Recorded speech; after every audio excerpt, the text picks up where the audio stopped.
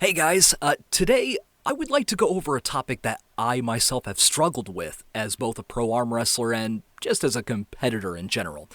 Self-confidence, or lack thereof. Having low mental strength and low confidence has inhibited athletes, performers, employees for many generations.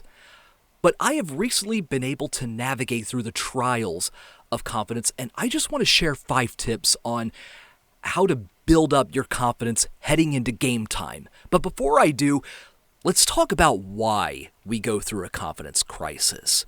For starters, we live in a rather intrusive and unprecedented world of social media and digital outlets. In other words, every loss or every error that we commit is immortalized in the digital world by posts, shares, comments.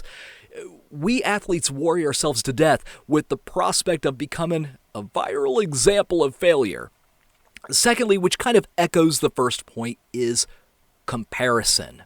We have instant access to highlight reels of our competition, seeing showcase videos, match results, and statistics, which can often cause ourselves to build an environment of inadequacy by comparison. Finally, identity specialization. When we've been doing a sport for so many years and we still, inevitably so, will face failure on occasion, it renders us an identity crisis like, well, who am I if I'm not an arm wrestler or an MMA fighter, a baseball player?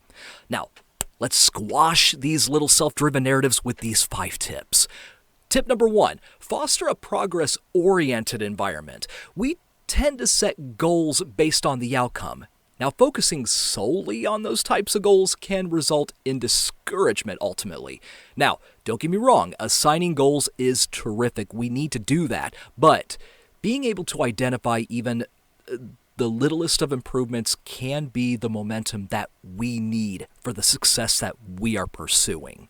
So here's what you can do.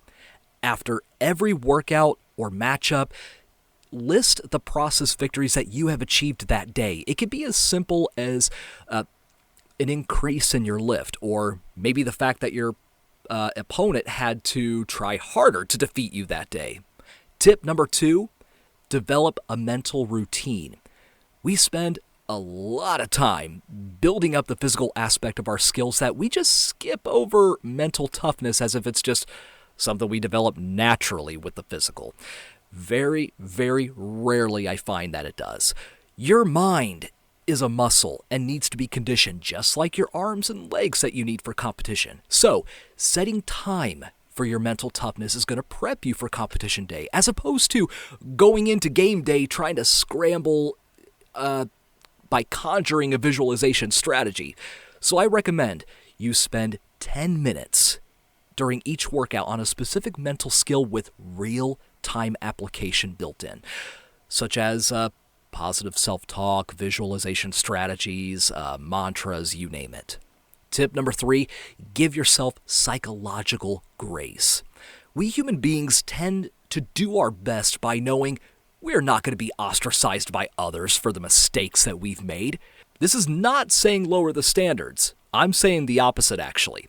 But when we athletes feel psychologically safe, then we tend to do our very best. We tend to work harder, as well as taking more productive risks.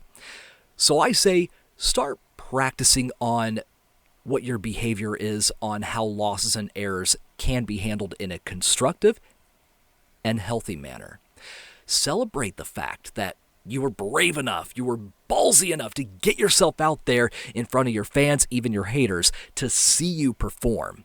Tip number 4, seek help and guidance. Now, that can mean getting some wisdom from a mentor, a veteran athlete, or even a mental health counselor.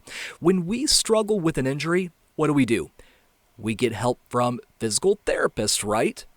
So why should our minds be any different? Even Naomi Osaka has opened up about seeking mental health for her crippling anxiety and self-doubt despite being ranked number 1 in the Women's Tennis Association for 25 weeks straight.